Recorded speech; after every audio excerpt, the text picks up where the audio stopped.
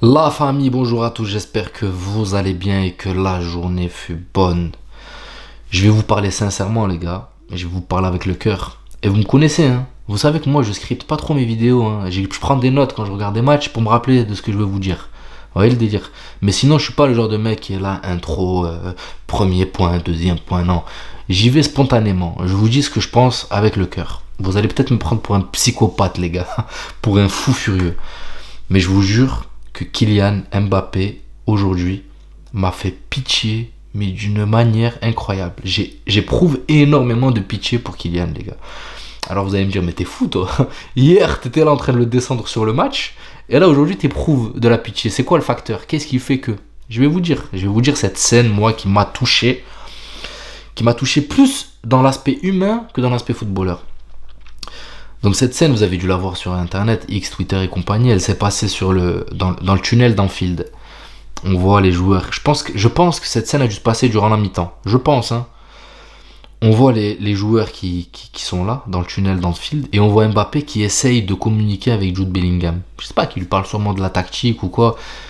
Et Jude Bellingham le calcule pas, les gars. Il le snob d'une force. Et tu vois Rudiger qui arrive, Mbappé essaye de se retourner vers Rudiger. Et pareil, il se fait pas calculer. Et tu le vois, il recule, il pose son dos contre le mur et il regarde, impuissant.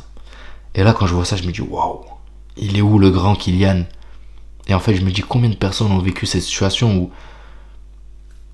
t'es tout seul, en fait, t'es seul au monde et même tes coéquipiers te lâchent.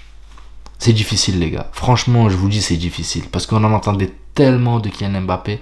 La pression est arrivée d'une force phénoménale. Et hier, je l'ai dit dans la vidéo, j'ai dit, les gars, la pression est très dure, qu'il a beaucoup de mal à assumer. Et il y en a, ils m'ont dit dans les commentaires, arrête, t'exagères.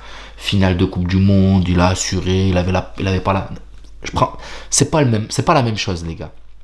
Parce que quand il est en finale de Coupe du Monde, tout se passe bien avant, tu vois. Il est avec Paris au sommet, tout se passe bien, il enchaîne les trophées individuels, les trophées collectifs avec le Paris Saint-Germain. Et là, il était sur une Coupe du Monde où ils sont en finale, parce que quand tu regardes sur cette Coupe du Monde, je parle de la dernière, hein, c'était plutôt Griezmann qui était le moteur un peu de cette Coupe du Monde, et Kylian Mbappé a brillé surtout sur cette finale contre l'Argentine. On est d'accord. Là, vous êtes d'accord avec moi, les gars. C'est surtout sur cette finale où il s'est démarqué, où il a pris ses responsabilités avec son but, reprise de volée, 1-2, je sais plus avec qui et tout, bref.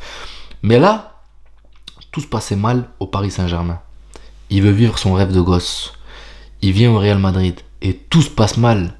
Vous vous rendez compte qu'on n'a pas un seul match référence de Kylian Mbappé. Et là, t'en arrives à un point où même tes coéquipiers te lâchent. Moi, je vais pas vous mentir, les gars, je vous parle humainement, hein. Hier, je l'ai descendu plusieurs fois parce que c'est l'aspect football. J'arrive à me concentrer sur le football. Mais là, hier, c'est un côté humain qui m'a fait pitié. Franchement, tu vois que le pauvre, là, tout recroquevillé, se posait... Allez regarder la vidéo. Et vous dites, putain, le grand Kylian Mbappé, quand même, il a quand même marqué un peu le football de son empreinte. Du haut de ses 25-26 piges, il a quand même marqué un peu le football. Voilà, c'est pas... Et là, t'as l'impression que tout s'est effacé. Tout s'est effacé, tout petit, tout... T'as l'impression que on l'a tellement mis sur un piédestal au Paris Saint-Germain. Et là, il croyait que tout allait être aussi simple que ça. Et il se rend compte, en fait, il a la réalité qui arrive en plein face. Et maintenant, petit à petit, t'as les coéquipiers qui commencent à le lâcher. J'espère que c'est pas ça. J'espère que la vidéo est peut-être sortie un peu de son contexte. Mais... tu vois, il y a le visage qui... Il y a des choses qui ne trompent pas. Tu le vois, il est là. Un miskin, pour ceux qui comprennent un miskin. Voilà, je le dis un peu à la française. Pêcheur, il m'a fait pitié, les gars, je vous jure, honnêtement. Et moi, je suis sensible à ce genre de choses, je vais pas vous mentir, hein. Moi, quand je vois un mec comme ça qui est là, qui est un peu rejeté, je prends pas en compte le melon qu'il a ou quoi. Je prends en compte l'aspect humain et je serais parti le voir, le réconforter. C'est moi, ouais, c'est moi, c'est mon délire. Je peux descendre la personne toute la journée parce qu'elle a fait un match pourri, mais quand je le vois dans une mauvaise situation, ben, c'est moi, les gars. Humainement, j'y vais, j'essaie de... Donc j'espère que la vidéo est sortie un peu de son contexte, que Bellingham l'a pas snobé, qu'on nous a montré juste une partie, mais... Enfin bref, je sais pas, les gars. Il y a beaucoup de choses qui font que ça se passe mal pour Kylian Mbappé, et ça me fait penser à une période où Vinicius...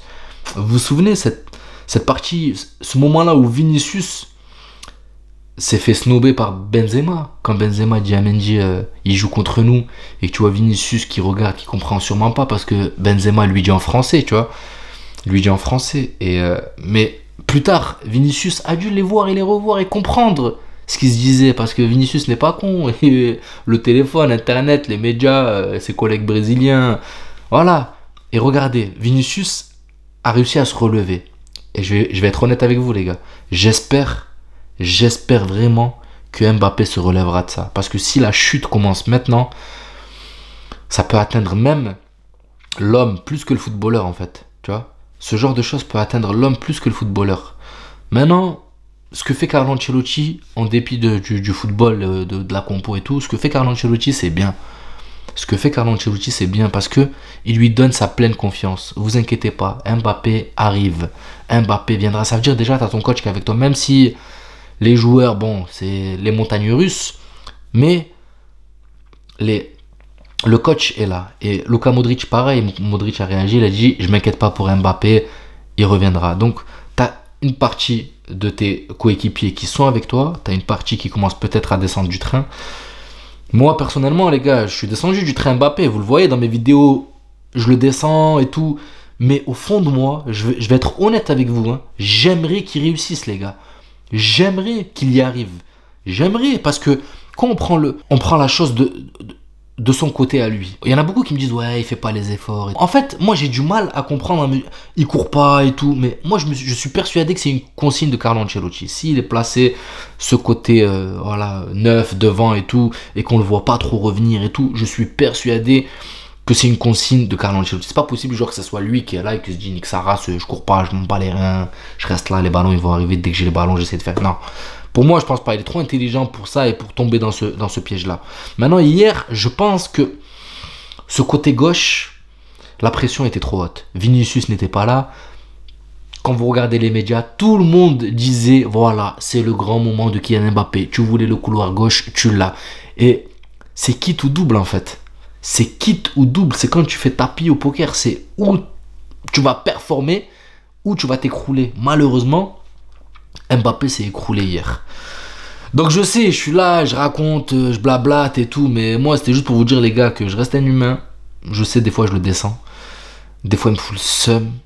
Maintenant ça reste un joueur de notre équipe, et le voir dans cet état me fait énormément pitié. Vous pouvez me prendre pour un psychopathe si vous voulez, me dire, ce mec il est fou, un coup c'est blanc, un coup c'est noir. Qu'est-ce que vous voulez que je vous dise? C'est ma réaction. C'est ouais, le footballeur m'a foutu le seum hier parce que j'en attendais plus de lui. Et malheureusement, j'ai pas eu ce que je voulais. Maintenant, l'humain que j'ai vu adossé contre ce mur dans le couloir d'Anfield m'a fait énormément de peine, les gars. Tout simplement. Qu'est-ce que vous voulez que je vous dise de plus? Donc voilà, les gars. Je sais qu'on est vraiment exigeant. C'est le Real Madrid. On demande aux joueurs de venir et de performer.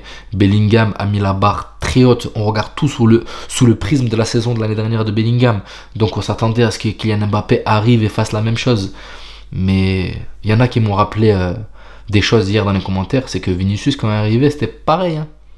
C'était pareil. Maintenant, Vinicius est arrivé beaucoup plus jeune. C'est pour ça que là, on se dit Mbappé, 25 ans, t'as tout. On t'a mis au-dessus de tout le monde. Donc on en attend plus de toi. Même s'il flop cette saison, j'espère qu'au moins... J'ai pas envie de sacrifier une saison, me dire je sacrifie une saison complète juste pour Kylian Mbappé. Mais j'espère vite qu'il va trouver ses repères, tout simplement. Après, j'aime mon club. Et j'aime pas voir mon club au plus bas. Et d'un côté, j'aime pas voir un humain au plus bas aussi, les gars. Enfin bref, prenez soin de vous. J'espère que vous comprenez mon message et que la vidéo vous plaira.